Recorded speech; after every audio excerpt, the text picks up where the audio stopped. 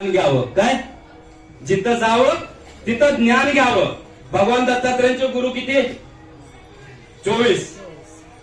तत्पूर्वी एक गोष्ट आहे का की अर्जुनालाही श्रीकृष्णाची मदत पाहिजे होती, दुर्योधनालाही अर्जुनाची मदत पाहिजे होती. मग आता दुर्योधन आधी पोहोचला होता, श्रीकृष्णाच्या अर्जुनाच्या आधी पोहोचला. श्रीकृष्ण झोपलेले होते, मग झोपेत उठवायचं नाहीये. मग उठण्यापूर्वी जो पोहोचला तो दुर्योधन. पण तो दुर्योधन उठला आणि जाऊन कुठं बसला? श्रीकृष्णाच्या डोक्याकडच्या बाजूला बसला. अर्जुन जाऊन बसल्यानंतर पाठीमागून गेला आणि जाऊन कुठं बसला? समोर बसला. दृष्टांत संपला. बोध काय आहे? संतांच्या समोर राहावं, भगवंताच्या समोर राहावं, प्रवचनकाराच्या समोर राहावं. काही इकडे तिकडे बसून जेवढं कानावर येते तेवढं ऐकतं आणि आपलं मन आपलं बाजारात न्यावं. जो साईटला बसला त्याचं मन साईटला भरकटत जाणार. कारण मन हे बेंडुकोळे आहे. काय बेंडुकोळे आहे? वजन काट्यामध्ये बेंडुकोळे ठेवले तर किती मिनिटं बसेल? मग तुमचं आमचं मन काय बेंडुकोळे आहे. जे समोर असेल तो थोडा भीतीनं बसेल की बाबा कीर्तनकार प्रवचनकार सांगतोय आणि आम्ही मधनं कसं उठावं, की मन ऐकावं. सक्तीनं भक्ती चालू आहे.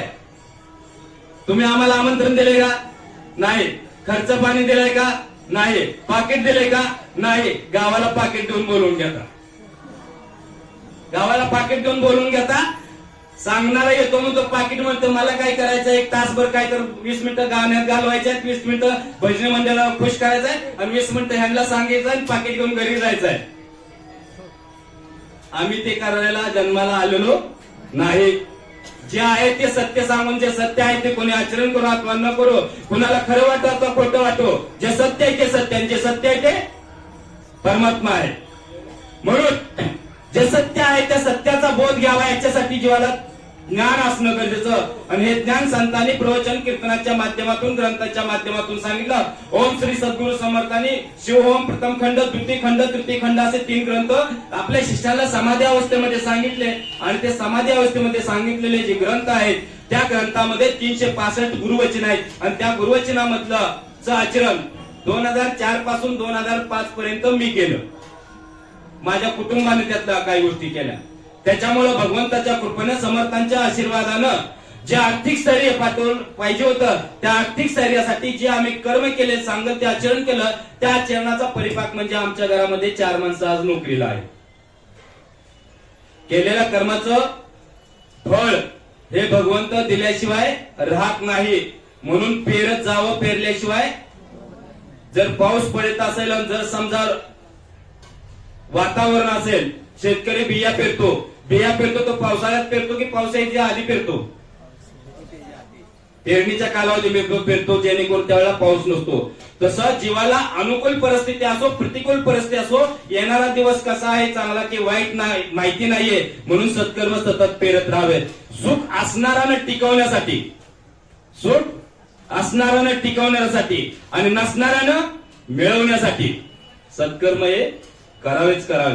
भगवान श्रीकृष्णाने अर्जुनाला सांगितलं की अर्जुना, ह्या घडीला जरी तुला समजा काही कमी नसलं तर आज हे रणांगणावरती जे कौरव आहेत ना, यांना तुला मारावं लागेल. अर्जुन काय म्हणाले की मी भिक्षा मागतो, पण माझ्या युद्धानं माझ्यामुळे जर हे लोक मारले गेले तर हे सर्व काय होतील? त्यांच्या स्त्रिया, माझ्या भावकीतल्या स्त्रिया विधवा होतील. या विधवा होतील, तारुण्यात जार कर्म करतील. तारुण्यात जार कर्म करतील तर माझे पूर्वज नरकात पडतील. मग कौरवांचे आणि अर्जुनाचे पूर्वज वेगळे होते काय? एकाच घराण्यातले होते ना. माझे पूर्वज नरकात पडतील, वर्णसंकर होईल आणि हा दोष लागू नये म्हणून मी काय करतो, हे सगळे सुख भोगू दे, राज्यात राहू दे आणि मी मात्र भिक्षा पात्र घेऊन भिक्षा मागायला जातो. मग श्रीकृष्णाने सांगितलं की कर्म, जे कर्म आहे तुझं कर्तव्य आहे, तुझे क्षत्रिय आहे, क्षत्रियाचा धर्म आहे धर्म टिकवणं. क्षत्रियाचं कर्तव्य काय? धर्म टिकवणं. आणि ते धर्म टिकवण्यासाठी तुला तुझी आहुती द्यावी लागेल. याचा अर्थ तुला प्राणावरती उदार होऊन जे मी सांगतो त्या आज्ञेचं पालन करावं लागेल. आणि जर भगवंताच्या आज्ञेचं पालन केलं तर जीवाला पाप लागेल का? त्याचे पूर्वज नरकात पडतील का? आम्ही मुंगी मारले तर पाप लागते, अंडी फोडून खाऊ घातले तर पाप लागतात, मटण कापून खाऊ घातले तर पाप लागतं. आणि 5 पांडवांनी मात्र 18 दिवसामध्ये दर दिवसात 45 अक्षयोनी सैन्य मारलं. किती माणसं वाढली, माणसं साधी नाही. गंगापुत्र भीष्म, द्रोणाचार्य, अश्वत्थामा हे सर्व काय होते, जपी तपी महारथी होते. आणि ह्या महारथ्यांना मारून सुद्धा पाप लागलं का? आहे का आतापर्यंत कोणी महाभारत ऐकले का? गीता की पांडवांना पाप लागलं, मग आम्हाला कसं काय पाप लागतं संसारात? आम्ही एकाही माणसाला मारत नाहीये. कसं लागतं पाप? आम्ही आमच्या कर्तव्याचं पालन भगवंताच्या आदेशानं करत नाही. आम्ही आमचा संसार भगवंताच्या आदेशानं करत नाही. भगवंतानं ज्या सूचना दिल्या त्या सूचनाचं पालन करत नाही. आणि भगवान श्रीकृष्ण गीतेच्या माध्यमातून ज्या आज्ञा केलेत त्या आज्ञाचं पालन करत नाही. आणि जो आज्ञाचं पालन करत नाही तो पाप कर्म करतो. आई वडील जर मुलाला म्हटले, बाळा 6 वाजता उठायचंय, तुला 7ला शाळेला जायचंय, उठावं लागेल. आणि जर मूल नाही उठला तर आई वडिलाचे आशीर्वाद त्या मुलाला लाभतील का? लागतील का? आपल्यावरनं जग ओळखावं, जगावरनं जगत ओळखावं, जगतावरनं जगदीश्वर ओळखावा. जगावरून जगदीश्वर ओळखावा. की आपल्याच घरामध्ये जर आपल्या मनासारखं कोणी वागलं नाही तर आपले आशीर्वाद जर त्याला प्राप्त होत नाही, तर भगवंताने सांगितलेल्या आज्ञेचं पालन केल्यानं जर आपण नियम पाळणार नाही तर आपल्याला सुख, यश, समृद्धी हे कसं प्राप्त होईल? म्हणून भगवंताने ज्या दिलेल्या आज्ञा आहेत, संतांनी ज्या केलेल्या सूचना आहेत, त्या आदेशाचं सूचनाचं पालन करणं याचं नाव काय? पंढरीची वारी करणं. त्याच नाव पंढरीची वारी करणं. ना की दिंडी निघाले, महिनाभर फुकट खायला मिळतं म्हणून घेतले डोक्यावरती तुळस, निघाले पंढरीला विठ्ठल विठ्ठल करत. असं नाहीये ते. पाऊली चालती पंढरीची वाट तीर्थेवरती 360 पावला गणेश 360 तीर्थक्षेत्राचं पुण्य प्राप्त होतं. किती? पावला गणेश 360 तीर्थक्षेत्राचं पुण्य प्राप्त होतं. आणि हे पुण्य कशाने निघून जातं? आज दिवसभर चालले, पावला गणेश 360 तीर्थक्षेत्राचं पुण्य प्राप्त केलं आणि संध्याकाळी सोम्या गोम्यानं पंगत दिली आणि त्या पंक्तीवर ताव मारला, पुण्य कुणाला गेलं? कुणाला गेलं? खाऊ घालणाराला ना. तुम्ही म्हणाला असं कसं जातं? अरे जसं प्राप्त होतं तसंच जात ना. मग धर्म काय सांगतो की दिवसा गणेश आपण एका तरी जीवाला अन्नदान केल्याशिवाय राहू नये. भगवान श्रीकृष्ण गीतेमध्ये 3ऱ्या अध्यायात 13व्या श्लोकामध्ये ब्रह्मदेवाला ज्यावेळेला यज्ञ उत्पन्न झाले त्यावेळेला प्रजाही उत्पन्न झाले. आणि त्या प्रजांना आणि देवतांनी प्रश्न केला की हे ब्रह्मदेवा, हे भगवंता, आम्हाला जर उत्पन्न केलं असेल तर आम्ही काय करावं जेणेकरून हे सृष्टीचक्रामध्ये आम्हाला आमची भूमिका कळेल. आजोबानं आजोबाला, आजोबानं वडिलाला, वडिलांना आपल्याला जो जन्म घालणार, ही जन्माची मालिका चालू ठेवली. आपणही मुलांना जन्म घालणार, पण नक्की ह्याचा हेतू तरी काय? वंशाला दिवा हवा, तोही मुलगाच कशासाठी हे बी समजून घेणं गरजेचं. प्रपंचामध्ये कुळाचा उद्धार करण्यासाठी मुलगा असावा. मुलगी का नसावी? का तिच्या पोटी पुत्र जन्माला येत नाही का? कोणीही चालेल, मुलगा असो मुलगी असो, पण तिच्या पोटी जन्माला येणारा, त्याच्या पोटी जन्माला येणारा भागवत भक्त असावा. पुत्र व्हावा ऐसा पुंडाचा त्रिलोकी झेंडा. मुलगी ऐसी देई जैसी मीरा मुक्ताबाई, अन्यथा वांजत राहिलेलो बरो देवा. काय? मुलगी झाली तर कुळाला उद्धार करणार, मुलगा झाला तर कुळाला उद्धार करणार असावा, अन्यथा नसलेले बरे. कारण मुलापेक्षा मुलगी बरी, प्रकाश देते दोन्ही घरे, दोरी घरे अंधारी पाडू शकते ती नाही पाडत. लग्न झालेल्या मुलीनं जर व्यभिचार केला तर नरकात पूर्वज दोन्हीकडचे गेले. प्रकाश दोन्ही घरी देते ती. जर संस्कारानं धर्मानं जगेल तर माता सीता राजा जनकाचाही उद्धार केला, राजा दशरथाचाही उद्धार केला. याचा अर्थ स्त्री जर मुलगी जर पतिव्रतांनी फसली तर समजून जावा दोन्ही कुळाचा उद्धार झाला. आणि भगवंताच्या कृपेनं तिच्या पुत्रपोटी जन्माला येणार तो राम असणार किंवा छत्रपती शिवाजी महाराजाचा असणार.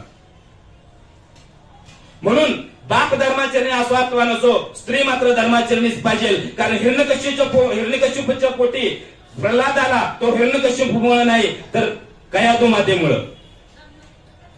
ऐकलं ना भागवताचा महिमा की मुलं चांगली निपजावी याच्यासाठी गर्भात असतानाच मातेनं भगवंताचं नामस्मरण करावं. मुलं बुद्धिमान होतात, तेजस्वी होतात आणि निश्चित समाजामध्ये मान सन्मान मिळवून देणार होतात आणि भगवंताच्या कृपेने यश प्राप्ती करते होतात. ब्रह्मदेवाने प्रजेला सांगितलं तुम्ही तुमचं कर्तव्य जर व्यवस्थित पार पाडाल तर संसारामध्ये हे लोकी सुख भोगाल आणि परलोकीही सुख भोगाल. भक्तीविषयी लांबचा सांगितला. काय प्रपंचामध्ये मी आता गुरुमाऊलीने जे वर्णन केलं ते भक्तीचं होतं, ब्रह्मज्ञानाचं होतं. आणि आता मी जे वर्णन करतोय ते धर्माचं आहे. मोक्षाचं आणि धर्माचं ज्ञान एकच आहे, दोन नाहीयेत. परंतु प्रपंचामध्ये सांगितलेलं अद्वैत ज्ञान हे कसं आचरणात आणायचं याच्यासाठी धर्मज्ञान गरजेचं. ते धर्माचं आचरण सांगतो की तिसऱ्या अध्यायामध्ये ब्रह्मदेवाने सांगितले की तुम्ही यज्ञ कर्म करावे. यज्ञ कर्म म्हणजे यज्ञ म्हणजे सेवा. सेवा म्हणजे कुणाची करायची नक्की? देवतांची करावी. आपल्याला पांडुरंगाशिवाय दुसरा देव माहिती नाहीये. पंढरपूरचा पांडुरंग स्वयंपाक घरात केला तर नैवेद्य दाखवत नाहीये. एकच देव माहिती आहे, त्या देवाला हे नैवेद्य नाहीये. तोही उपाशी आणि देव म्हणतो की मला रोग कसा लागला. रोग लागणार नाही तर काय होणार? भगवान श्रीकृष्ण गीतेमध्ये सांगतात की जो यज्ञ कर्म करतो, मी सांगितलेल्या गोष्टीचा तुम्ही वाटल्यास तुम्ही गीता वाचा, ज्ञानेश्वरी वाचा. तिसऱ्या अध्यायामध्ये या गोष्टीचं वर्णन तुम्हाला ऐकायला मिळेल. भगवान श्रीकृष्ण अर्जुनाला सांगतात की जो यज्ञ कर्म करत नाही आणि जो यज्ञाचा भाग न काढता जो अन्न खातो तो चोरच असतो आणि पापी तोच असतो. पापी यांना रोग लागतो. पापे येते रोगांच्या रूपात न जाते वैद्यांच्या बापात. संत तुकाराम महाराज सांगतात की पाप हे रोगांच्या रूपाने येतील. आमचे पाप कर्म कोणते? तर आम्ही जे करायचं आहे ते कर्तव्य पालन केलं नाही. की आम्ही कमवतो नक्की, बायका लेकरांना खाऊ घालतो नक्की आणि धनाचा संचय करतो, साठवतो, मेल्यानंतर नाग होतो नक्की, उरलं सुरलं शरीराला रोग लागवलं, साठवलेलं धन आम्ही डॉक्टरला देतो नक्की. याचं नाव प्रपंच आहे. हे जे चाललंय ना हे प्रपंच आहे. यातून परमार्थ काय आहे ते भगवान श्रीकृष्ण सांगतात की यज्ञ कर्म करावेत, देव यज्ञ करावेत. घरामध्ये देवता आहे, कुलदेवता आहे. कुलदेवता किती जणांना माहिती आपल्या घरामध्ये असते? जे कलश असतो ना, कलश, त्या कलशामध्ये जो नारळ असतो ना ते कुलदेवता आहे. काय ते? कुलदेवता आहे. आज पहिल्यांदा किती जणांना माहिती झालं? हात वर करा. आज हे पहिल्यांदा माहिती झालं की तो जो कलश असतो आणि त्या कलशामध्ये नारळ असतो त्याला कुलदेवता म्हणतात. हे कुलदेवता जर दुकानामध्ये मांडले ना आपल्या, तर दुकानामध्ये यश यायला सोपं जातं, दुकानदारी चालते. कुणी लिंबू नारळ उतरवून टाकेल, वाईट नजर लागेल तर धंदा पाणी होत नाहीये. जो जन्म कुंडली दाखवत फिरतो, हात दाखवत फिरतो, नशीब विचार फिरतो, काय ना आपल्या कर्माचा भोग असतो. काय असतो? केले देसे कर्म तेसे भोगाया आले. आपल्या कर्माचा भोग असतो. म्हणून कुलदेवतेचे कुलाचार करावेत. वर्षातून एकदा जिथं कुलदेवता असेल, तुळजापूर असेल, कोल्हापूर असेल, जिथं करसुंडे असेल किंवा सिद्धेश्वर असेल, नातेपुतेला जात असाल तिथं जावं. वर्षातून एकदा आपले कुलदेवतेचे कुलाचार करावेत. पोळीचा नैवेद्य दाखवावा. याला कुलदेवतेचे कुलाचार म्हणतात. हे देवयज्ञ दुपारी केल्यानंतर आपल्या घरामध्ये देवालयातल्या देवतांना नैवेद्य दाखवावा, अगरबत्ती लावावी, संध्याकाळी दिवा लावावा. तेल कितीही महाग झालं तर दिवा थांबता कामा नये. काय? तेल कितीही महाग झालं तर किमान रात्री तरी दिवा लावावाच लावा. ज्या घरामध्ये दिवा लागत नाही त्या घरामध्ये प्रकाश पडत नाही. आणि त्यावेळेला लक्ष्मी नारायण शंकर पार्वती 6:30 ते 7:30च्या दरम्यान प्रत्येकाच्या घरामध्ये जात असतात. जे लोक दिवाबत्ती अगर पूजा अर्चा करत असतात, देवाचे स्तोत्र मंत्र म्हणत असतात, तिथंच ते यश देतात आणि तिथंच ते वास करतात. आणि जे लोक झोपलेले असतात, धुणभांडी करत असतात, मोबाईल बघत असतात, कटकट करत असतात, त्यांना म्हणतात तुम्ही असेच राहा. कुलदेवतेचे कुलाचार करावे याला देवयज्ञ म्हटलंय. स्वयंपाक केल्यानंतर अग्नीला घास दिल्याशिवाय अन्न भोजन करू नये. अग्नीमध्ये घास देण्यासाठी आता गॅस आले. गॅसला कसं द्यायचं? पूर्वी चुलीमध्ये तुकडा तर टाकत होते, अग्नी देवता प्रसन्न होत होते. जो अग्नीला घास देत नाही त्याच्या शरीरामधला अग्नी ठेवत नाही. अग्नी ठेवत नसल्यानंतर मंद जर चालायला लागलं पोट तर रोग उत्पन्न होतात. रोग कुठे उत्पन्न होतात? शरीरामध्ये रोग उत्पन्न होतात. अन्न खाल्लं तरी रोग उत्पन्न होतात. याचं कारण पचवणारा अग्नी जो आहे तो नारायणाचं स्वरूप आहे. म्हणून अग्नीला घास द्यावा. त्यानं काय होईल? अग्नी हे देवतांचं मुख आहे. समस्त देवता जर आहार करत असतील तर त्या कशाच्या माध्यमातून करतात? अग्नीच्या माध्यमातून. म्हणून अग्नीमध्ये आहुती देतात. ओम गणपतये स्वाहा, ओम शंकराय स्वाहा, ओम इंद्राय स्वाहा, ओम नारायण स्वाहा, असं जे जे म्हणून तुम्ही मंत्र त्याच्यामध्ये द्याल ना तुपाची आहुती, त्यानं काय होईल? देवतांना प्राप्त होईल. या देवतांना जर प्राप्त झालं तर पाऊस वेळेवरती पडेल. काय पडेल? पाऊस वेळेवरती पडेल. यज्ञ केल्यानं पाऊस पडेल. पाऊस पडल्यानं वनस्पती उगवतील. वनस्पती म्हणजे धान्य आल्यानं प्राणी मात्र उत्पन्न होतील आणि प्राणी उत्पन्न झाले ना पुन्हा यज्ञ करेल. यज्ञ हे भगवान वेदांपासून आहेत आणि वेद हे भगवंताच्या श्वासापासून आहेत. म्हणून यज्ञामध्ये भगवान नारायणाचा वास आहे. समजतंय का?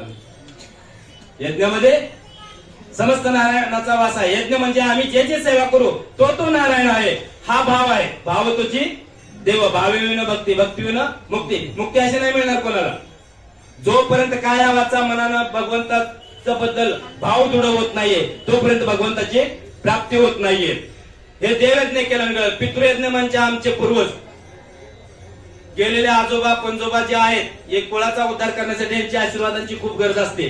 ज्यांना वंशवृद्धी होत नाही, ज्यांना अपत्य होत नाही, त्यांना सांगितलं जातं की तुमच्या कुंडलीमध्ये काल सर्पयोग आहे, पितृपीडा मागाय. पितृपीडा म्हणजे पूर्वजांना प्रसन्न न करणारे कर्म वंश ज्या वेळा घरामध्ये करायला लागतात आणि त्यांची स्वतःची पुण्याही नसते त्यावेळेला पितृपीडा मागायला लागते.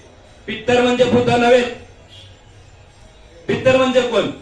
आतापर्यंत इतका वारे केलं सांगा पित्तर म्हणजे कोण? किती जणांना माहिती? हात वर करा. 3 लोकांना माहिती. पित्तर म्हणजे जसा चंद्रलोक आहे, सूर्यलोक आहे, विष्णू लोक आहे, शिवलोक आहे तसा पित्तर लोक आहे. स्वर्गाचा राजा इंद्र आहे, वैकुंठाचा राजा विष्णू आहे, सत्यलोकाचा राजा ब्रह्मदेव आहे, शिवलोकाचा राजा शंकर आहे, चंद्रलोकाचा राजा चर्य आहे, सूर्यलोकाचा राजा सूर्य आहे. तसा पित्तर लोकांचा राजा अर्यमा आहे. कोण आहे? अर्यमा. पितरांचा राजा आहे तो. जसा देवतांचा राजा इंद्र तसा पितरांचा राजा अर्यमा.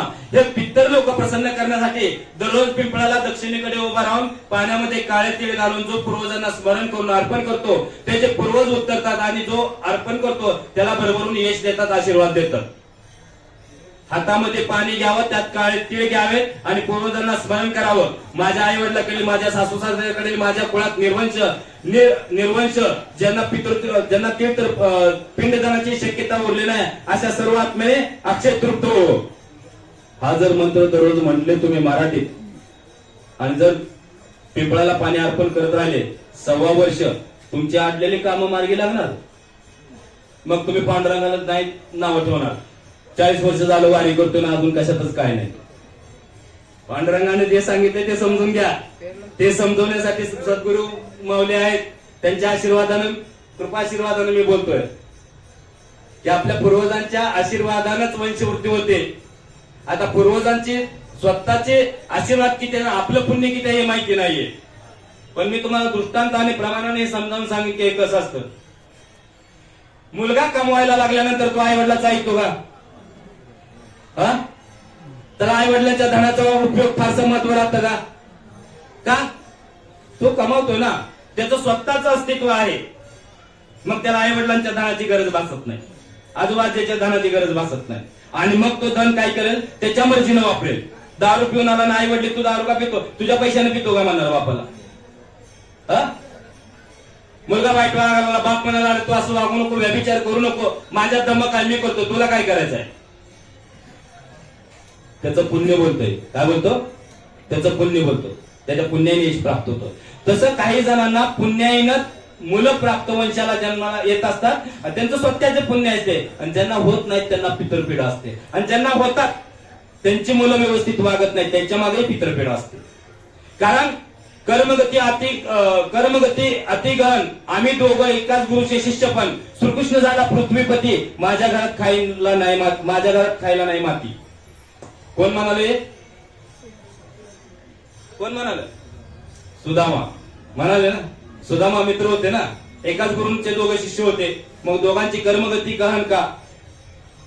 कारण भगवान श्रीकृष्णाचा भगवंताचा जो वाटा देत नाहीये, मगाशी सांगितलं, जो भगवंताला देत नाही, अर्पण करत नाही, कपडा असेल, अन्न असेल, पाणी असेल, जल असेल, ज्या ज्या गोष्टीचा आम्ही सुखभोग घेतो त्या गोष्टीचा भोग जर भगवंताला देणार नाही तर निश्चित आम्ही कोण आहोत? चोर आहोत. आणि चोरांचे दिवस आतापर्यंत आई वाचले का? चोरांनी बंगले बांधले आणि बांधून त्यात सुखी राहिले. सुदामांच्या हातून लहानपणी गृहाश्रमामध्ये असताना गुरुमातेनी चणे दिले होते श्रीकृष्णाला आणि सुदामाला. बांधून सुदामापाशी दिले होते की श्रीकृष्णाला दे आणि तुला एका सरपण आणायला पाठवलं होतं जळणाचं. आणि आणायला गेल्यानंतर पाऊस यायला लागला म्हणून तिथंच झाडाच्या आडुशानं दोघं राहिल्यानंतर सुदामाला भूक लागली म्हणून त्यानं आपल्या वाटेचे खाल्ले आणि पुन्हा वाटलं मला जास्तच भूक लागले, श्रीकृष्णाला काय द्यायचे म्हणून एकट्यानेच खाल्ले. मग श्रीकृष्णाने काय केलं, जर एकट्यानेच खाल्ले म्हणून श्रीकृष्णाने पुन्हा म्हटले की सुदामा मला भूक लागले, मला गुरुमातेने दिलेलं अन्न दे. त्यावेळेला सुदामा म्हणाला मी खाऊन टाकले. बालपणी कर्म घडलं तर जो पित्याला सोडत नाही तो मित्राला कसा सोडेल? राजा दशरथांना सोडलं का? श्रवणबाळ मारला गेला, पुत्रविरामध्ये राजा दशरथाचे प्राण गेले. श्रवणबाळच्या आई वडिलांनी शाप दिला होता, आम्ही जर पुत्रविरामध्ये मृत्यू पावतोय तर हे दशरथ तोही पुत्रविरामध्ये मृत्यू पावशील. एक नाही, दोन नाही, तीन नाही, 4 पुत्र होते राजा दशरथाला आणि मध्यवेळी एकही जवळ नव्हता. याला कर्मगती म्हणते. कर्माचा सिद्धांत आहे, जे कराल ते फेडा. आज ना उद्या, ह्या वर्षी ना पुढल्या वर्षी, ह्या जन्मात ना पुढच्या जन्मात फेडावं लागेल. जर चांगलं कराल, सत्कर्म कराल तर सुख भोगाल, दुष्कर्म कराल तर दुःख भोगाल. हे अटल सत्य लिहून घ्या तुम्ही, हे चुकणार नाही. कोणत्या स्त्रीने जर तुळशीची पूजा केली असेल आणि अगरबत्ती लावली असेल, निश्चित तिच्या जीवनामध्ये सुख निर्माण होणार. पण आज ना उद्या, उद्या ना परवा, केव्हा ना केव्हा होणार नक्की. निश्चय पाहिजे.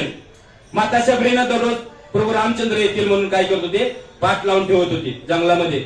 आज माझे प्रभू रामचंद्र येतील, आज माझे प्रभू रामचंद्र येतील, असे दररोज काय करायचे, फळं आणायची त्यांच्या वाट्याला ठेवायची. आणि नाही प्रभू रामचंद्र आले की दुसऱ्या दिवशी पुन्हा तयारी करायची. आज नाही मिळेल, आज नाही आले हरकत नाही, उद्या नाही आले नाही, परवा नाही, तेरवा नाही, वर्ष नाही, 2 वर्ष नाही, 3 वर्ष नाही, 36 वर्ष. किती? 36 वर्ष माता शबरीनं अशी वाट पाहिली प्रभू रामचंद्राची. आणि आम्ही म्हणतो 40 वर्षातनं एकदा जातो पंढरपूरला, प्रदक्षिणा मारली नाही तर न मारली, पांडुरंग कसा प्रसन्न होत नाही. अरे ज्या संतांनी भगवंताची प्राप्ती झाली त्या संतांचं आचरणाचे सूक्ष्म विचार केला तर हे भयंकर आहे. दररोज 6 वाजता घरामध्ये पाठ मांडणार, लक्ष्मीनारायण येणार आहेत म्हणून पूजेची तयारी करा. 36 वर्ष राहू द्या, असं 1.25 वर्ष करून बघा. 1.25 वर्ष बी राहू द्या, 6 महिने करून बघा. सासू म्हणून सून वेळी झाली पंढरपूरला जाऊन आल्यापासून. पाटावर देव नाही, काय नाही, उदबत्ती पंथीन लावून बसते आणि आज पांडुरंग विठ्ठल रुक्मिणी येणार आहे म्हणते. वेडे समजतील. जगामध्ये तुम्हाला ज्या दिवशी लोक वेडे म्हणायला लागतील ना, तुम्ही भक्ती करत असताना, तर समजून जा तुम्ही बरोबर आहात. पंढरपूरला दिंडीत निघाल्यावर लोक म्हणत असतील ह्यांना काही कामधंदा नाहीये, समजून जा बरोबर आहे आमच्या पांडुरंग. पंढरपूरला येताना पुढच्या वर्षी एका माणसाला तयार करून आणायचं, समजून जा एक जन्म आम्ही शुद्धच केला. आपल्या स्वखर्चानं, त्याची परिस्थिती नसेल तर आपला स्वखर्च घालावा, पण त्याला पंढरपूरला घेऊन यावं. कारण सुखा लागीसी करशी तळमळ, तरी तू पंढरीशी जाई एक वेळ, मग अवघाची सुखरूप होशी, जन्मोजन्मीचे दुःख विसरशी. जर आम्ही एका माणसाला पंढरपूरला नेत आहोत स्वखर्चानं आणि त्याच्या जन्मोजन्मीच्या दुःखाचा जर अंत करण्याचा प्रयत्न करत आहोत, तर आपल्या जन्ममृत्यूच्या फेऱ्याचा दुःखाचा अंत होणार आणि होणारच. आता विचार कराल का पंढरपूरला जायला पैसे किती लागतात एकाला दोघाला? पुढच्या वर्षी पदरचे 500 घाला एकाला पंढरपूरला आणाल का? समजलं ना? पेरल्यानंतर उगवणारच, आज ना उद्या पण उगवणार नक्की. म्हणून अन्नदान दररोज केल्याशिवाय राहू नये, किमान मुठभर तरी द्यावं. बऱ्याच वेळेला पंक्ती उठतात आपल्या दिंडीमध्ये, आपल्या दिंडीत शिडा पुष्कळ असेल तर दुसऱ्याच्या दिंडीत द्यावा, पण दान केल्याशिवाय राहू नये. आपल्याजवळ काहीच नसेल तर किमान एक चिमूटभर मीठ तरी त्या भातामध्ये, त्या बरणामध्ये, त्या शिड्यामध्ये, त्या शाबूमध्ये घालावंच घालावं. का? मीठ दान केल्याने काय होतं? ते खिचडी बनवले ना, ते खिचडी ताटभर घेतल्यानंतर जे पोट भरतं ना, त्याच्यामध्ये चिमटभर मीठ असल्या त्याची तृप्ती होत नाही. तसं संसारामध्ये एखाद्यानं जर समजा पोतभर शाबू दिला आणि पोतभर शेंगदाणे दिले, डबा तेलाचा दिला, तर ज्याच्यापाशी काय नाही तर किमान अर्धा किलो 10 रुपयाचं मीठ तर द्यावंच द्यावं. पण फुकट फुकट आपण मारलेली प्रदक्षिणाचे वाटेकरी तो होईल. हे काय अन्नदानाचं महात्म्य. ज्याला जो पेरतो ना त्याचा 1000 पटीने उगवतं. पंढरपूर हे तीर्थक्षेत्र आहे, नुसतं तीर्थक्षेत्र नाही, हे सुपीक भूमी आहे. इथं जे जे कराल ते अनेक पटीने सुखदायी असेल, इथं जे पाप कर्म कराल ते अनेक पटीने दुःखदायी असेल. कारण धोत्राच्या बिया पेरल्या तर त्याला धोत्रा विषयाचीच फळं येणार, आणि जर आंब्याची कोळ पेरली तर त्याला आंब्याचीच फळं येणार. तीर्थक्षेत्रामध्ये गेल्यानंतर पुण्यकर्म केल्याशिवाय राहू नये आणि पाप कर्म सोडण्याची बुद्धी जिथं होते ते कीर्तन प्रवचन ऐकल्याशिवाय राहू नये. भक्तीविषयी लांबच आहे, भक्तीचा अजून मी काय सांगायला चालू केलं नाही. हे फक्त संसारातच काय करायचं ते सांगितलंय, कारण इथूनच मार्ग परमेश्वराकडे जातो, दुसरा नाही. असं किती जणांना माहितीये नामस्मरण केल्यावर पांडुरंग भेटतो. आयुष्याच्या 60-60 वर्ष निघून गेले, अजून भेटला नाही, अजून भेटला नाहीये. भक्त पुंडलिकाला पांडुरंग भेटले होते मुचुकुंद राजा असतानाच, दर्शनही घडलं होतं काल यवनाला मारताना. श्रीकृष्ण चरित्र ऐकलं कोणी? काल यवनाला मारण्यासाठी जो मुचुकुंद राजा झोपला होता, त्या मुचुकुंद राजा जागा झाल्यानंतर त्याच्या अग्नीचं तेज पडलं निघालं आणि काल यवन मारला गेला. त्यावेळेला भगवान श्रीकृष्णाचं दर्शन झालं. त्यावेळेला काल मुचुकुंद राजा म्हणाले की हे प्रभू, आता मला मात्र तुम्ही एक आलिंगन द्या, अशी भेट द्या की तुमचा आमचा जन्मजन्मी का विरह न व्हावा आणि आम्ही एकरूप व्हावं, असं मला आलिंगन द्यावं. त्यावेळेला भगवान श्रीकृष्णाने सांगितलं की राजा, हे ह्या जन्मात शक्य नाहीये. तुझं तेवढं काय नाहीये, भक्ती नाहीये. तू पुण्यात्मा आहे, तू तपस्वी आहे, पण तुझा भाव तेवढा अजून काय झालेला नाही, उच्च स्तराला पोहोचलेला नसल्या कारणानं तुला आता एकरूप होता येणार नाही. याच्यासाठी तुला द्वापर युगात कलियुगाची काय वाट पाहावी लागेल. आणि ज्या वेळेला पुढे तू 28 युगानंतर भक्त पुंडलिक होशील, त्यावेळेला मात्र मी तुला निश्चित काय होईल, भेट देईल. आणि ते दिलेलं वचन सिद्ध करण्यासाठी भक्त पुंडलिकाने आई वडिलांची सेवा केली 36 वर्ष. पांडुरंग फक्त 5 लोकांना भेटतो. पंढरपूरला येऊन काय शिकाल? एक आई वडिलांची सेवा केल्यानं. लक्षात ठेवा, पांडुरंग 5 लोकांना भेटतो. एक आई वडिलांची सेवा केल्यानं, दुसरं पतीची सेवा केल्यानं, तिसरं गुरुची सेवा केल्यानं, चौथा जनता जनार्दनाची सेवा केल्यानं आणि पाचवा माना काय, जो शिष्य जो दास आपल्या स्वामीलाच परमेश्वर मानतो. ते सत्यानुसायला कशाने भगवंताची प्राप्ती झाली? ब्रह्मा विष्णू माहितीच्या घरी बाळ बनून राहिले. कशामुळं? पती सेवा. पती हाच परमेश्वर, हा जो भाव आहे त्या भावामुळे. हनुमंतावरती भगवान श्रीरामाची कृपा का झाली? रामच माझे भगवंत आहे म्हणून हनुमंतांना प्राप्त झाले. भक्त पुंडलिकाला कुकुट स्वामींना प्राप्त झाले. माझ्या आई वडीलचे विठ्ठल रुक्मिणी आहेत, माझ्या आई वडीलचे शिव पार्वती आहेत, ह्या भावनेत त्यांची सेवा केल्यानं प्राप्त झाली. एकनाथ महाराजांना नवनाथ महाराज एका पारड्यामध्ये आणि एकनाथ महाराज एका पारड्यामध्ये. नवनाथांची तपस्या एकीकडे आणि एकनाथ महाराजांची तपस्या एकीकडे. जो शिष्य गुरुला सर्वस्वी समजून त्यांची सेवा करतो भगवत बुद्धीनं, ते एकनाथ महाराजांना प्राप्त झाले. मी 5 जणांचे सांगितले, 5 जणांचे दृष्टांत झाले. जनता जनार्दन, छत्रपती शिवरायांना भगवंताची प्राप्ती का झाली? प्रभू रामचंद्रांना भगवंताची प्राप्ती का झाली? प्रभू रामचंद्रांना झाली नव्हत्या भगवंताची प्राप्ती. महादेव भेटले नव्हते. कशामुळे भेटले होते? माझी प्रजा हेच माझं काय आहे, शिवस्वरूप आहे, माझं भगवंत आहे. जिथं भगवंतानं 10 अवतार घेतले, त्या 10ही अवतारामध्ये भगवंताचं अधिष्ठान मांडलं आणि भगवंताची भक्ती केली. त्या भगवंतानं घालून दिलेलं आचरण आम्ही नाही केलं तर आम्हालाही भगवंताची प्राप्ती होणार नाही. भगवान श्रीकृष्णाला किती पत्नी होत्या? 16,108. आणि पुत्र किती जणांना होती, मुलं किती जणांना होती माहितीये का? एकीलाही नव्हते. मग काय केलं? ज्या वेळेला एकाही स्त्रीला एकाही पत्नीला पुत्र नाही म्हणले, त्यावेळेला श्रीकृष्णाला हिमालयात जावं लागलं. महादेवाची आराधना करावी लागली, अनुष्ठान करावं लागलं, महादेवाला प्रसन्न करून घ्यावं लागलं. आणि मग महादेवाने आशीर्वाद दिले की तुझ्या प्रत्येक स्त्रीला किती पुत्र होतील? 10. प्रत्येक स्त्रीला किती पुत्र होते? 10. आणि त्यात एकीच्या पुत्राचं नाव काय? सांब. जामवतीच्या मुलाचं नाव सांब. आणि तो सांब कोणाचा अवतार होता? भगवान शंकराचा अवतार मानला जातो. कारण संसारातल्या समस्त अहंकारी जीवाचं, समस्त दुःखी जीवाचं नाश घडवून आणणं, उत्पत्ती झालेल्या प्रत्येक गोष्टीचा संहार करण्याचं निमित्त होणं, हे भगवान शिवाचं काम सांब रूपात केलं. आणि सांबाच्या निमित्तानं जो साधू संतांची निंदा करतो, जो साधू संतांची चेष्टा करतो, जो हसण्यावर येतो, त्याच्या कुळाचा नाश होतो. सांबाने नारदांची चेष्टा केली, मी गर्भवती आहे म्हणून खोटं रूप धारण केलं आणि पोटामध्ये उशी ठेवून मुसळ ठेवून विचारलं की मला काय होईल स्त्रीचं रूप करून. त्यावेळेला नारदाने अंतर्ज्ञान ओळखलं आणि सांगितलं की तुला मुसळ होईल. आणि त्या मुसळाच्या निमित्तानं काय झालं, श्रीकृष्णाच्या यादव कुळाचा नाश झाला. एकटा भक्त उरला त्याच्यामधून,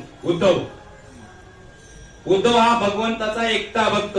तर संसारामध्ये ज्या वेळेला प्रलय चालू होतो, प्रलयामध्ये ज्या वेळेला जात्यामध्ये सगळे घालून दळले जातात, त्यावेळेला फक्त जात्याच्या फुट्यापाशी जे असतात ना तेवढेच वाचतात.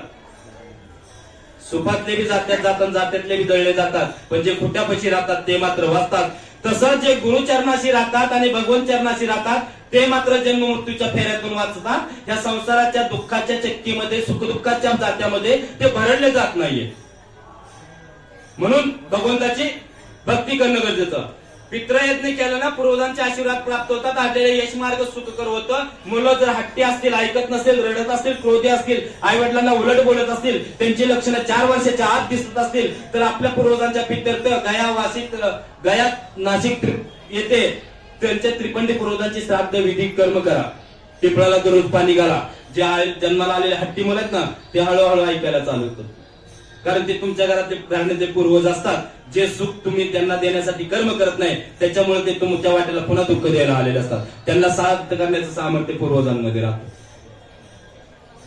हे तुम्ही कुठेही गेला तर ऐकणार नाही पुन्हा, हे आजच ऐकाल, याच्यानंतर कधी योग येईल माहित नाही. याला पितृयज्ञ म्हणतात. मनुष्यत्व गरजवंताला मदत करणं, दान धर्म करणं, आपल्या कुळातल्या लोकांना मदत करणं, अंत्यसंस्काराला मदत करणं. भाऊ बहीण कितीही नालायक असले तरी ते जर गरीब असतील, त्यांचे जर खाण्यापिण्याचे वांदे असतील तर त्यांच्या मुलांना अन्न वस्त्र हे द्यायचेच आहेत. भाऊ कितीही नालायक असो, बहीण कितीही नालायक असो, ज्याची परिस्थिती सदन आहे त्याने हे कर्तव्य पार पाडायचे आहे.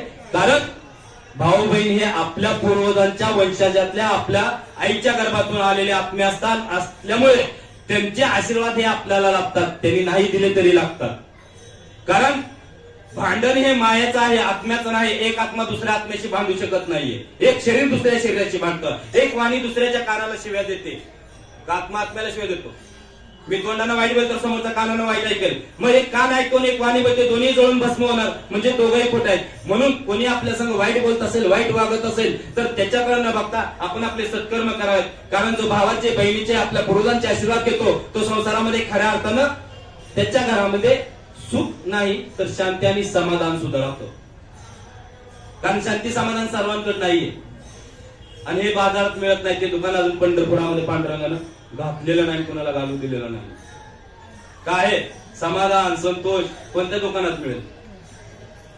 हे आपल्या कर्माने अनुभवता येईल. म्हणून घरातल्या कुळातल्या लोकांना मदत करावी, अंत्यसंस्काराला मदत करावी.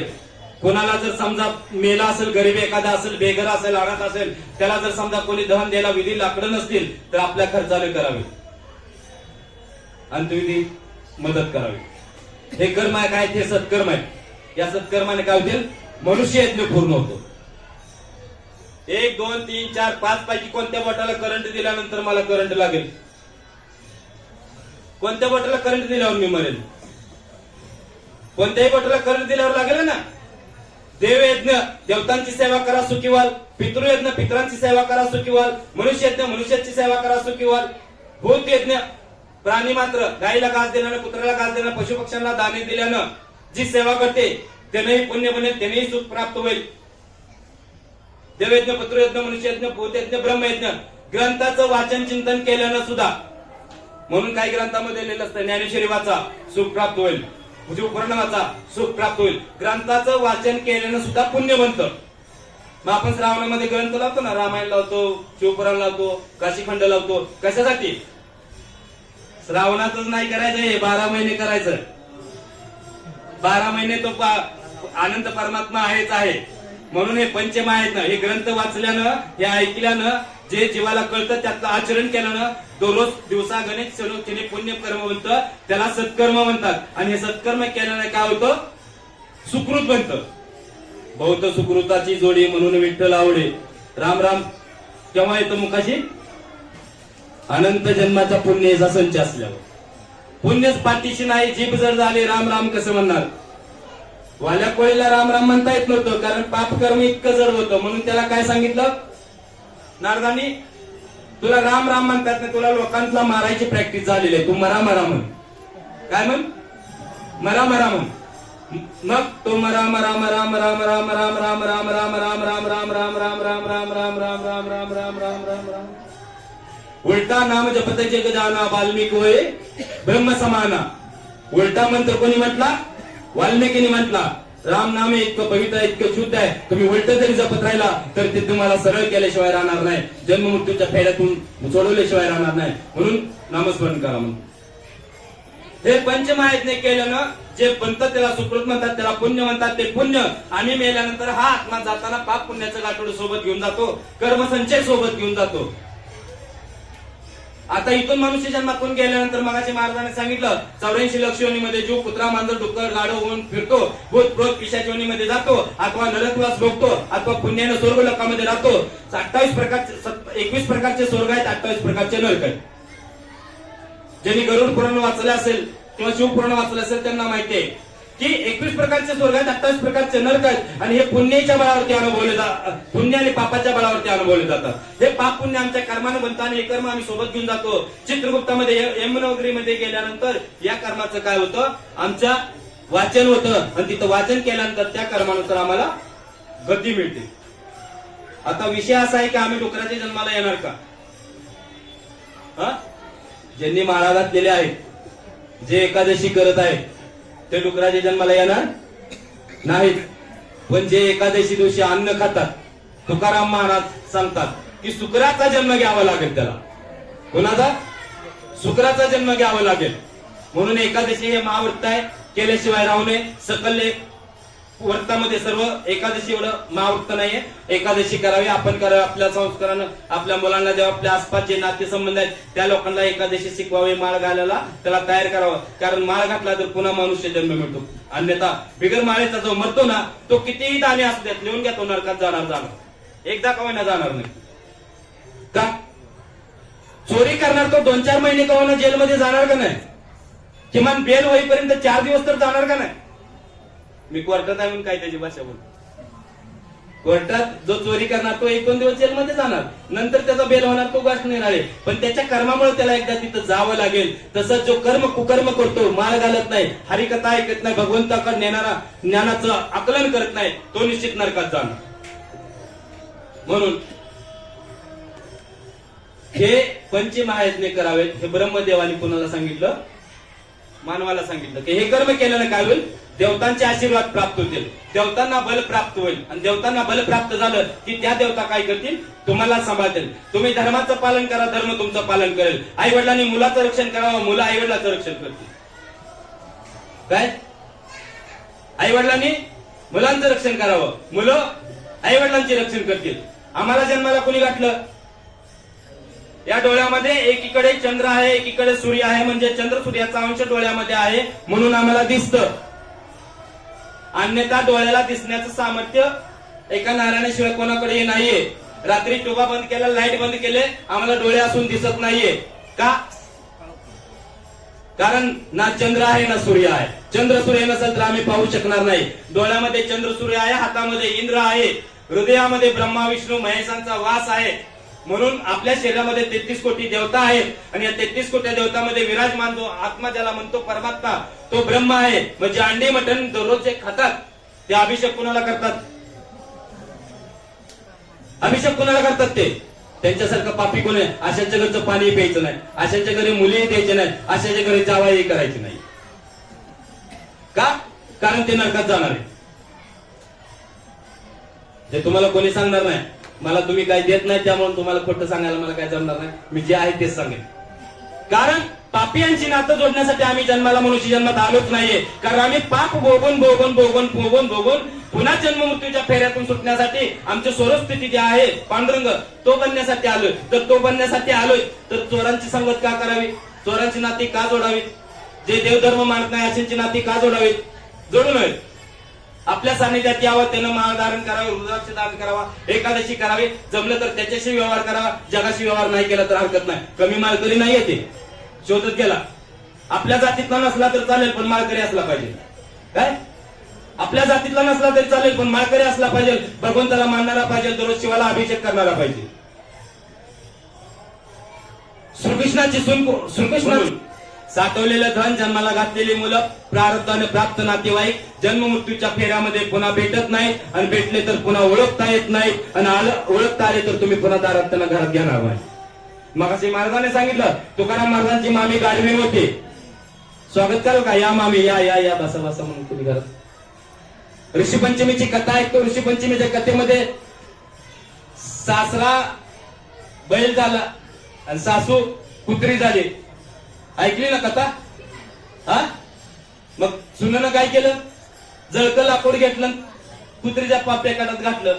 तो बैल काय म्हणाला, सांगत होतो मुलांमध्ये लय असत तू होऊ नको, या दारामध्ये घरामध्ये पुन्हा तुला काय होईल, कुत्रा बनून यावं लागेल, बिलकोई बनून यावं लागेल, कोळी जाळी बनून पाल बनून यावं लागेल, चुकचुकत राहावं लागेल, जरा काय सून चुकली की चुक करत राहशील. हे सोडावं म्हटले. काय, मनातले संकल्प, संसाराची आसक्ती सोडावी आणि एका भगवंताकडे आपलं मन लावावं, वाणी लावावी, आणि शरीर हे भगवंताच्या सेवेमध्ये राहावं.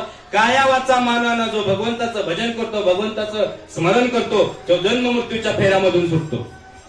म्हणून प्रपंचामध्ये परमार्थ कसा करावा, तर जे सत्कर्म आहेत त्याच्यामध्ये भगवत बुद्धी ठेवे, भावविण भक्ती. पती हा परमेश्वर आहे, देह म्हणजे पती परमेश्वर नाहीये, तर या देहामध्ये जो आत्मा आहे तो परमेश्वर आहे. हा परमेश्वर एकदा निघून गेला की पत्नी सुद्धा नाकाला हात लावेल आणि किती 4 तास झाले, 5 तास झाले वास मारेल, उचला म्हणेल याला. बायकोचं नवऱ्यावरती किती प्रेम आहे हे सगळे पुरुष मंडळी समजून घ्या. खूप प्रेम बायकोवरती राहतं. मेल्यानंतर 3 दिवस सुद्धा शरीर ठेवणार नाही घरामध्ये.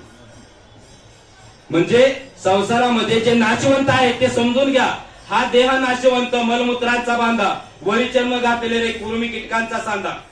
मदलसा काय म्हणते, जर माझ्या बाळानं पंढरीच्या पांडुरंगाचं नामस्मरण केलं नसेल तर मी वाद झालेली बरे झाले असते. म्हणून ती म्हणते जो सोहम जो रे बाळा, ते आपल्या मलाला उपदेश करते पाळण्यामध्येच. काय म्हणते, हा देह नाशिवंत, मलमूत्राचा बांधा, वरी चर्म घातलेले कुरुमी कीटकांचा सांधा. हे बाळा, या देहाला बोलू नको, या देहाला आई म्हणू नको. तुझ्या हृदयामध्ये वास करणारा परमात्मा जो आहे, जो पांडुरंग आहे, त्याचं स्मरण कर. त्याचं स्मरण केल्यानं माझाही उद्धार होईल, तुझाही उद्धार होईल. तर आपल्या मुलांना हे शिकवत चला संस्कार, की महादेवाच्या पिंडीला आपल्या घरातला प्रत्येक मुलगा पाणी घालायला गेला पाहिजे. आमच्या घरामध्ये एक जण देवपूजा करतो, 4 जण पाप कर्म करतात. जो पूजा करतो त्याला बी नाव ठेवतात. दुसऱ्या दिवशी म्हणतात, हे तुझं काम आहे, कर ना तू. पूजा करणं त्याचं काम आहे, आपलं काय आहे. हरिपाठ करणं बापाचं काम आहे, पतीचं काम आहे, पत्नीनं काय करावं. हा, मुलं म्हणतात म्हातारा झाला आता तुम्ही जाऊन भजनी मंडळात बसा. भजनी मंडळात म्हाताऱ्यानं बसायचं, तरण्याने काय करायचं, पाप करायचं. हा, म्हणून म्हटलंय देव असा नाही भेटायचा नाही रे. हे भजन बालपणापासून, भगवंताचं स्मरण बालपणापासून, सत्कर्म बालपणापासून. संसारामध्ये सत्कर्म केल्यानं संसारातील सुख प्राप्त होतील. सत्कर्म जास्त झाले, तुमचे पुण्य जास्त झालं तर मेल्यानंतर स्वर्गामध्ये जाल, तिथं सुख प्राप्त कराल. आणि स्वर्गातनं पुन्हा पुण्य संपले की पुन्हा मृत्यूवृत्ती माघारी पुन्हा जन्माला याल. कशासाठी, पुन्हा जन्म मृत्यूच्या फेऱ्यातून सुटण्यासाठी, फसलेला डाव पूर्ण करण्यासाठी पुन्हा जन्माला येतो. असं चक्र कुठवर चालू राहतं, जोपर्यंत सद्गुरू भेटत नाहीयेत तोपर्यंत सत्कर्म करणं, पुण्य कर्म करणं, सुख भोगणं आणि पुन्हा माघारी येणं हे चालू राहतं. आणि जर हे सत्कर्म केले नाही, तर सत्संग केला नाही, ऐकलं नाही, तर पाप कर्म करणार, पाप कर्मानं नरकात जाणार, पुन्हा माघारी येणार, दुःख दारिद्र्य भोगत राहणार. जन्माला कधी आंधळे येणार, कधी पांगळे येणार, कधी लोळ येणार, कधी बायको चांगली नाही मिळणार, कधी नवरा चांगला नाही मिळणार, कधी जन्माला आलेली मुलं लाता घालणार, कधी औषध गोळ्या मागितल्या तर 4 वेळा विसरलो म्हणणार, आणा लागले तर सून आणू देणार नाही. हे सगळं भोगावं लागेल. काही जण भोगताय, हे चुकत नाही. एका नारायणाशिवाय हे चुकत नाही. चित्तहारी वित्तहारी तो हरी, दुःखही हरी.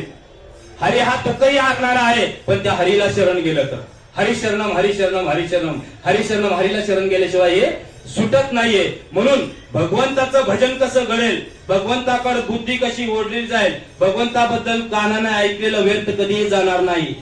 तेलाच्या डब्यामध्ये पाणी घातल्यानंतर जसे तेलाचे थरवर येतात ना, तसं हे सत्संगाचं ज्ञान ऐकलं ना, आमच्या अंतःकरणाची चित्तशुद्धी होते, पापरूपी कावळे बाहेर पडायला लागतात, पाप जळून भस्म होतात. तुम्ही तास झाला ऐकलाय पण बोर नाही झाला. आता असे तासभर भजन ऐकत असताय का? बरेच जण इथून आडेवेडे तिथे हालायला लागतात. का?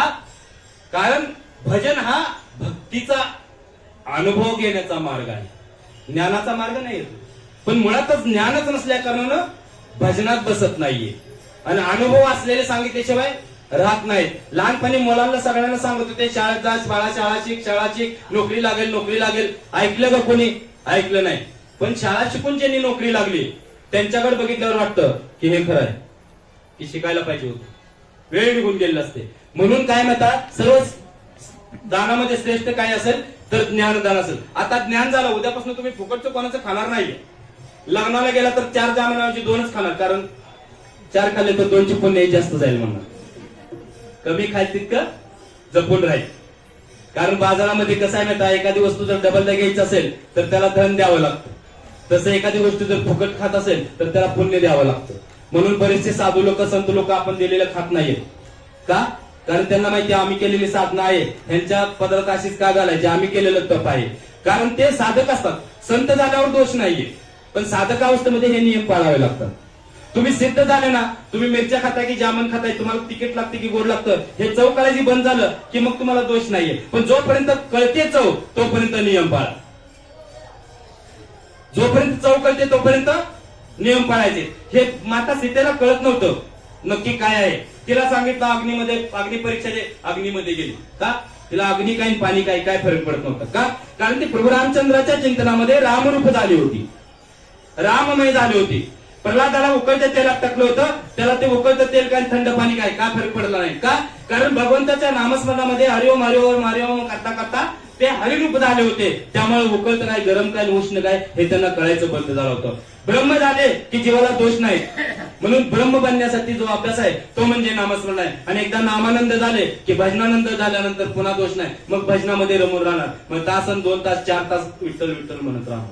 गोरा कुंभार भजन करत असताना भजन करता करता मुलाला पायामध्ये तुडलं, कारण भजनानंद झाले होते. ते चिखल काय मूळ काय याच्यामध्ये त्यांना भेद राहिला नव्हता. म्हणून आपल्या संसारामध्ये या देहाचं विस्मरण होईपर्यंत धर्माचं पालन करायचं. पती हाच परमेश्वर आहे.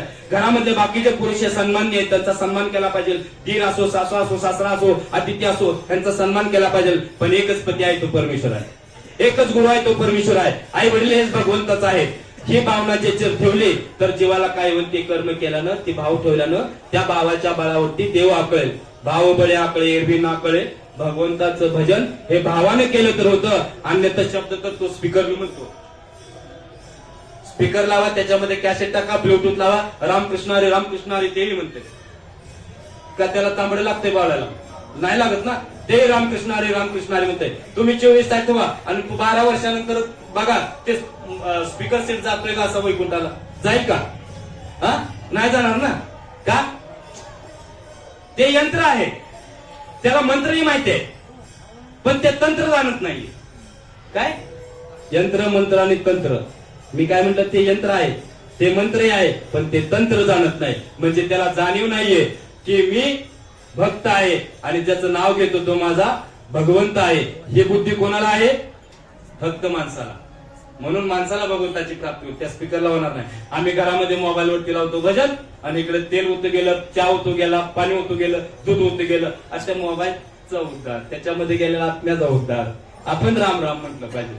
टीव्ही मध्ये सकाळी कीर्तन लावत चालत असतं, सासूबाहेर शिवाय देत असते सुनाला आत्मच. ते बाहेर बघते जनावर पाणी पितात, शेतात घुसतात, हे करतात. भाव तोची देव, जो भाव आहे तो भाव समजून घ्या आणि भगवंताचं भजन करा. हरिपाठाचा टाइम झालेला आपला, आणि आपण सिद्धोंच्या मंडळीनं, सिद्धेश्वर भजनी मंडळानं या सेवेचा जो आम्हाला लाभ दिला, त्या सेवेच्या लाभाबद्दल आम्ही निश्चित स्वयंभू संप्रदाय म्हणजे जो शिवापासून आनेद आहे त्या संप्रदायाच्या वतीने निश्चित आम्ही त्यांचं आभार व्यक्त करतो. त्याला पाणी पाहिजे ना. तसं आम्ही घेतलेलं जे ज्ञान आहे आतापर्यंत शाळेमध्ये, जर शाळेत शिक्षण शिकायला गेला तर कुठल्या मुलाला, विद्यार्थ्याला शिक्षण फुकट मिळते का? त्याला वहीला पैसे, पुस्तकाला पैसे, धनाला पैसे, क्लासला पैसे, फी वगैरे द्यावे लागते. हा व्यवहार आहे आणि हा नीती आहे, हा धर्म आहे. म्हणून गुरुदक्षिणा म्हणून, गुरु म्हणजे काय तर संसारामध्ये जो ज्ञान देतो तो गुरु. म्हणून यथाशक्ती 1 रुपया असेल तो आपण गुरुजींच्या जोडीमध्ये दान म्हणून द्यावं, ही आपल्या चरणी प्रार्थना. विषय जरी नसल तर भगवंताला स्मरण करा. आणि मानस करता असं समजा पांडुरंगाच्या दारात आहे, पांडुरंगाला आपण सोन्याचा हार अर्पण करत आहोत, पांडुरंगाला हजारो लाखो रुपये करोडोचा चेक देत आहोत. मानसिक कर्म सांगितले ना, मन करारे प्रसन्न सर्व सिद्धीचे कारण. मनानं जे आपण करू ना ते सुद्धा काय होईल, मनाने केलेले सत्कर्म सगळे फळाला येतात, मनाने केलेले दुष्कर्म मात्र फळाला येत नाहीत. कबीरांनी सांगितलं, मन गया तो जाने दे, ना जाने दे शरीर, ना खिचेगा कमान तो कहा जाएगा तीर. म्हणजे सत्कर्म मनाने करावेत, पण केल्याशिवाय राहू नयेत. हीच आपल्या सर्वांच्या चरणी प्रार्थना. ओम नमः शिवाय. ओम नमः शिवाय. ओम नमः शिवाय. ओम नमः शिवाय. ओम नमः शिवाय. शिवाय शिवाय. ओम नमः शिवाय. ओम नमः शिवाय. शिव ओम शिवाय. ओम नमः शिवाय. ओम शिवाय. ओम नमः शिवाय. शिव ओम शिवाय. ओम नमः शिवाय. शिवाय शिवाय. ओम नमः शिवाय. शिवाय शिवाय. ओम नमः शिवाय. हरि ओम शिवाय. ओम नमः शिवाय. हरि ओम शिवाय. ओम नमः शिवाय. हरि ओम शिवाय. ओम नमः शिवाय. ओम शिवाय. ओम नमः शिवाय. गुरु ओम शिवाय. ओम नमः शिवाय. ओम शिवाय. ओम नमः शिवाय. गुरु गुरु शिवाय. ओम नमः शिवाय. गुरु गुरु शिवाय. ओम नमः शिवाय. गुरु ओम शिवाय. ओम नमः शिवाय. ओम नमः शिवाय. ओम नमः शिवाय. ओम नमः शिवाय. ओम नमः शिवाय. हरि ओम शिवाय. ओम नमः शिवाय. हरि शिवाय. ओम नमः शिवाय. हरि हरि शिवाय. ओम नमः शिवाय. शिवाय शिव शिव शिवाय. ओम नमः शिवाय. ओम नमः शिवाय. ओम नमः शिवाय. ओम नमः शिवाय. ओम नमः शिवाय. ओम नमः शिवाय. शिव ओम शिवाय. ओम नमः शिवाय. ओम शिवाय. ओम नमः शिवाय. हरि ओम शिवाय. ओम नमः शिवाय. हरि ओम शिवाय. ओम नमः शिवाय. गुरु ओम शिवाय. ओम नमः शिवाय. ओम शिवाय. ओम नमः शिवाय. गुरु गुरु शिवाय. ओम नमः शिवाय. गुरु शिवाय. ओम नमः शिवाय. बोला पुंडलिक वरदेव हरी विठ्ठल श्री ज्ञानदेव तुकाराम पंढरीनाथ भगवान की जय. माऊली ज्ञानेश्वर महाराज की जय.